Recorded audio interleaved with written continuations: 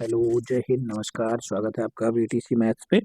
मैं आपका दोस्त रवि आपका स्वागत करता हूँ बीटीसी मैथ्स पे।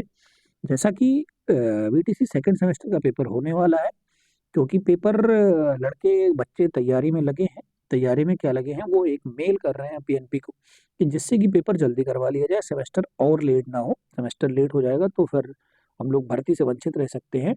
इसलिए आप लोग भी मेल करिए। हम अपने टेलीग्राम चैनल पे जो मेल कर रहा है वो उसके साथ साथ जीमेल आईडी पीएनपी की दे देंगे। हम प्रीवियस ईयर लगा रहे हैं। प्रीवियस ईयर 2015 से लेकर 2023 तक एक साथ कर रहे हैं और सारे एमसीक्यू क्वेश्चन कर रहे हैं। ये है आज हिंदी हिंदी के एमसीक्यू क्वेश्चन 2015 से लेकर 2023 तक। सबसे पहले हम लोग 2023 का शुरू करते हैं। धीरे धीरे इसी क्रम में डिसेंडिंग ऑर्डर में चल के हम लोग पहुंच जाएंगे 2015 तक। आइए शुरू करते हैं अपना पहला क्वेश्चन। पहला क्वेश्चन हमारा है कि लिपि के विकास का प्रथम सोपान क्या है। तो लिपि के विकास का प्रथम सोपान क्या था? सबसे पहले लिपि किससे विकसित हुई थी? सबसे पहले चित्रात्मक लिपि विकसित हुई थी। क्या हुई थी? हम चित्रों के माध्यम से पढ़ते हैं। जैसे हम बच्चों को जब भी पढ़ाते हैं तो सबसे पहले उनको चित्रात्मक माध्यम से पढ़ाते हैं, चित्र दिखाते हैं, उसी के माध्यम से उनको पहले पढ़ाते हैं। जैसे उनको एप्पल का चित्र दिखा दिया, फिर ये बताया कि ये क्या है, सेब है, फिर अनार का चित्र दिखा दिया तो फिर बताया ये आम है, आम का चित्र बता दिया तो ये बताया आम है। ऐसे ही हम उनको चित्रात्मक लिपि द्वारा पढ़ाते हैं।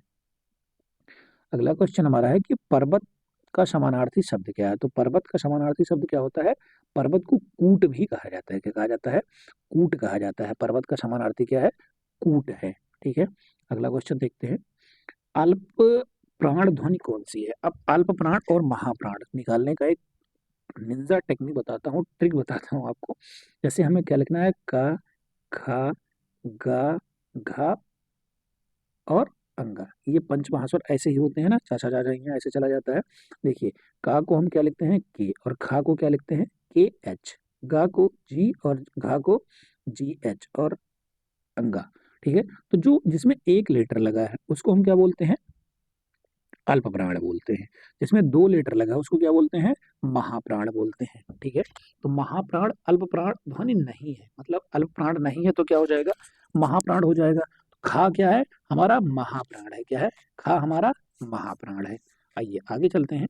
अंग और आह क्या है? अंग और आह अयोग वाह है। क्या है? अयोग वाह है। अंग और आह क्या है? अयोग वाह है। स्पर्श व्यंजन कितने होते हैं? तो ये 25 होते हैं, का से लेके मा तक। ठीक है, ऊष्म व्यंजन कितने होते हैं? 4 होते हैं, शा शा और तीनों शा और हा। ठीक है, शा शा और हा। स्वर कितने होते हैं? तो स्वर 11 होते हैं। ठीक है, अगला क्या है? कामायनी के लेखक कौन है? तो कामायनी किसकी रचना है?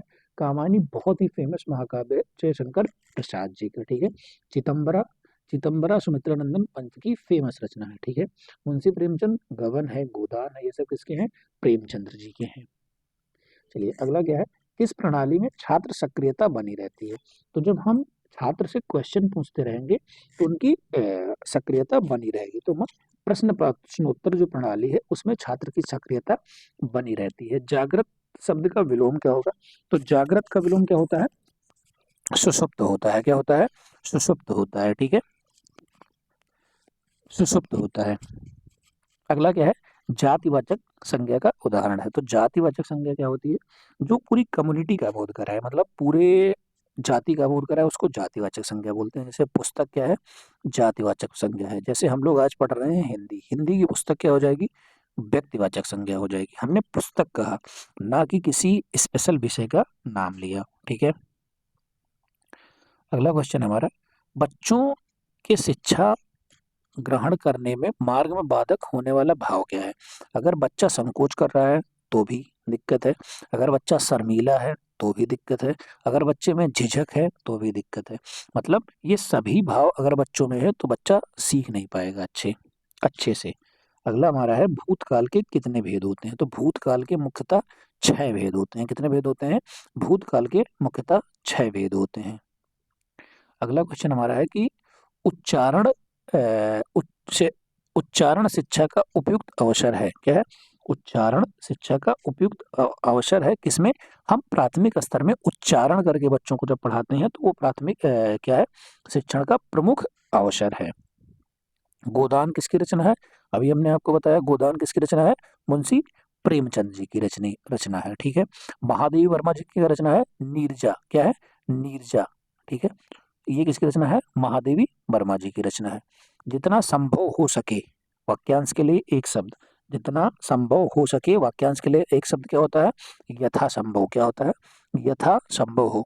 जैसे यथा संभव, जितनी आपके संभव हो उतनी आप मेहनत कर लें, उसको क्या बोलते हैं? यथा संभव। ठीक है। गुणवाचक संज्ञा, गुणवाचक विशेषण। गुण मतलब किसी का गुण बता रहा है तो क्या होगा? गुणवाचक विशेषण होता है कठिन। क्या? जैसे ये प्रश्न कठिन है तो प्रश्न का क्या बता रहा है? गुण बता रहा है। ठीक है। क्रिया के मूल रूप को क्या बोलते हैं? तो क्रिया के मूल रूप को धातु कहते हैं। क्या कहते हैं? धातु कहते हैं। क्रिया के मूल रूप को क्या कहते हैं? धातु कहते हैं। काव्य को कितने भागों में बांटा गया है? तो काव्य मुख्यतः दो भागों में बांटा गया है, दृश्य काव्य और श्रव्य काव्य। क्या? दृश्य काव्य और श्रव्य काव्य। पठन का अर्थ है, पठन का क्या अर्थ है? पठन दो प्रकार के होते हैं, शास्वर वाचन भी होता है और मौन पठन भी होता है। हम बोल के पढ़ रहे हैं तो ये शास्वर है, हम मन में पढ़ रहे हैं तो ये क्या है? मौन पठन है। मौन पठन का उद्देश्य क्या है? तो मौन पठन से मौन पठन से क्या होता है? मौन पठन से एक तो हम ज्यादा पढ़ लेते हैं, वाचन का अभ्यास होगा नहीं, हम ज्यादा पढ़ लेते हैं मतलब अधिक सामग्री पढ़ लेते हैं, और वाचन की गति मतलब वाचन की गति हमारी तेज होती है। अगर हम मन में पढ़ेंगे तो जल्दी जल्दी पढ़ेंगे। अगला क्वेश्चन क्या है? जो शब्द के आदि में लगकर, शब्द के आदि में लगकर अगर वो बदल रहे हैं तो क्या हो जाएंगे? उपसर्ग, और अंत में लगेंगे तो प्रत्यय। क्या है? आदि में लगेंगे तो उपसर्ग और अंत में लगेंगे तो प्रत्यय। ठीक है। अगला क्या है कि संज्ञा के स्थान पे प्रयोग होने वाले शब्द को क्या कहते हैं? सर्वनाम। ये सीधा सर्वनाम की परिभाषा लिखिए। प्रत्यक्ष में प्रत्यय क्या होगा? प्रति प्लस अक्ष। क्या होगा? प्रति प्लस अक्ष। प्रत्यक्ष में प्रत्यय क्या होता है? प्रति प्लस अक्ष। ठीक है।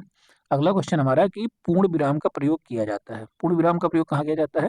वाक्य के अंत में किया जाता है। जब हम कोई वाक्य लिख के खत्म करना चाहते हैं, खत्म करते हैं तो क्या हो जाता है?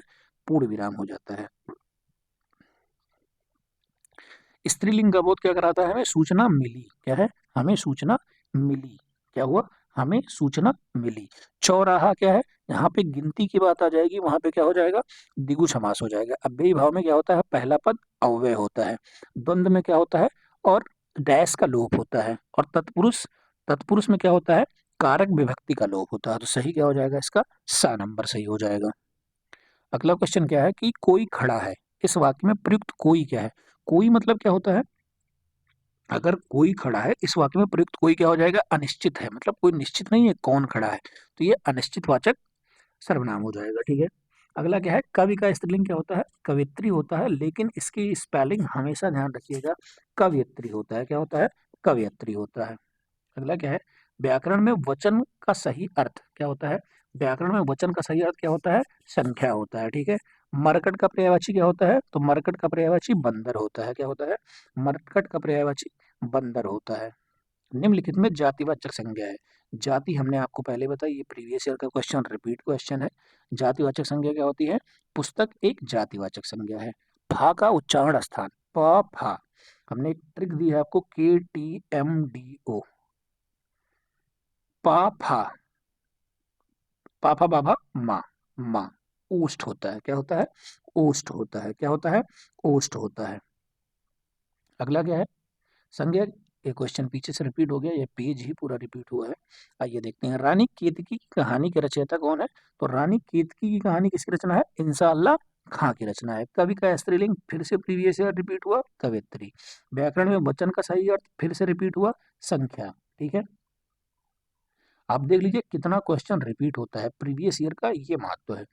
अच्छाई, मानवता और बचपन, जिसको हम टच नहीं कर सकते हैं उसको क्या कहते हैं? भाव। किसी की अच्छाई को हम छू नहीं सकते हैं, खाली महसूस करते हैं कि वो अच्छा है, उसकी मानवता मतलब उसके अंदर मानवता है, वो उसका बचपना है। क्या कर सकते हैं?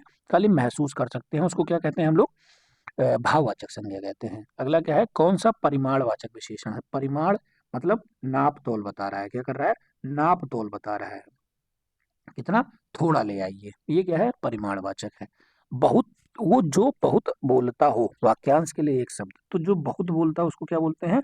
वाचाल बोलते हैं। क्या बोलते हैं? वाचाल। जो बहुत ज्यादा बोलता है उसको वाचाल बोलते हैं। जागृत का विलोम फिर प्रीवियस ईयर रिपीट हुआ, जागृत का विलोम सुषुप्त होता है। क्या होता है? सुषुप्त होता है। अगला क्वेश्चन है, सजग का पर्यायवाची नहीं है, तो सजग मतलब चौकसा भी होता है, सचेत भी होता है, सावधान भी होता है, पहरेदार नहीं होता। पहरेदार किसका होता है? चौकीदार का होता है। महाकवि, महान है जो कवि, क्या है? महाकवि, महान है कवि। है जो का लोप जिसमें होता है वहां कर्मधारय समास होता है, ठीक है।